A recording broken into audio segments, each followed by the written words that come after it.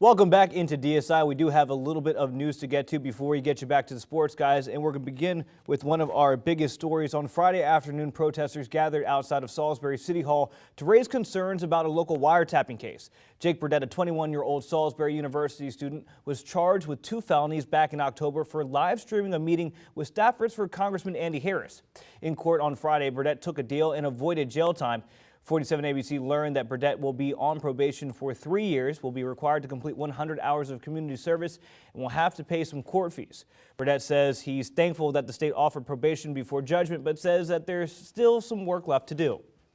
We will protest and when they do things that we disagree with, and we will continue to exercise our right to free speech. Maybe the Maryland state law should be amended to exempt public officials so that they don't have the same privacy rights and expectations as just normal private citizens. Now, on Wednesday, we spoke with Congressman Harris about this case, and he said that he was satisfied with the punishment. Well, a car chase in Wycomico County leads to an arrest. Tonight, we're learning more about what happened on the streets of Salisbury. Police responded to reports of a hit and run in the Pemberton Drive area. While on their way there, deputies spotted a truck that matched the description and attempted to stop it.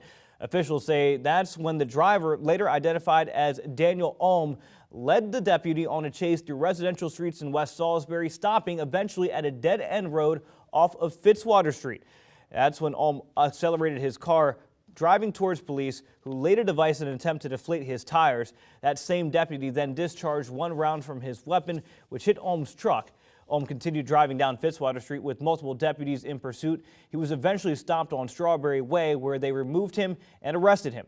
Daniel Ohm was suspected of being under the influence of a dangerous substance while being behind the wheel. He was taken to the Central Booking Unit. And checking things out here on this Friday night, it's a blustery one. This is our Mullins Auto Broker Skycam in Bridgeville. You can see the flag and the banners just waving all around, and that's pretty much going to be the case as we make our way into the overnight hours. When it comes to our weather watcher, we have Ted in Millsboro already reporting 43 degrees, and throughout the rest of Delmarva, pretty much into those low to mid 40s, 42 to 45 degrees across the board, but it's feeling more like into those 30s as we deal with those winds coming in out of the northwest between 15 to 25 miles per hour. We did have a cold front that came through just about a couple of hours ago, but the skies have cleared. Look at these gusts right now on either side of 30 miles per hour, and we're going to be dealing with these winds as we go into your Saturday. So here's how it's going to play out with those winds, right around 10 to 20 miles per hour sustained, even up to 25 in some spots. And then by the time we make our way into tomorrow night, as high pressure begins to settle in from the west, that's when our winds will begin to relax, but temperatures will begin to plummet as well by tomorrow night. So it's all about staying warm here as we make our way through the next 36 hours. By Sunday, though, those winds coming out of the south bring in that milder air, and it will also be a lighter wind as well. So Sunday will be the better of both weekend days. Clear skies right now, and that's how pretty much it's going to go into tonight. 32 to 37 degrees, feeling more like into those 20s for tomorrow. Upper 40s to lower 50s, just a good amount of sunshine. Blue skies really will prevail all weekend long.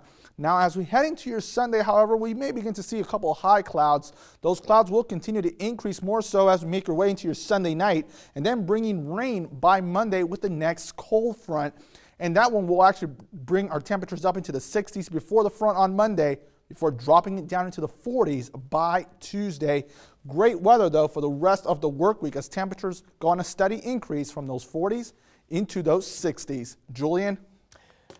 Ulysses, thank you. Coming up after the break, we've got a preview to the coming high school baseball season here in Maryland. Plus, the sports team rejoins us to take a look at your top 5 plays from the winter sports season. That and more when we return. I'm Logan Walls from Delmar, and you're watching Delmarva Sports Insider.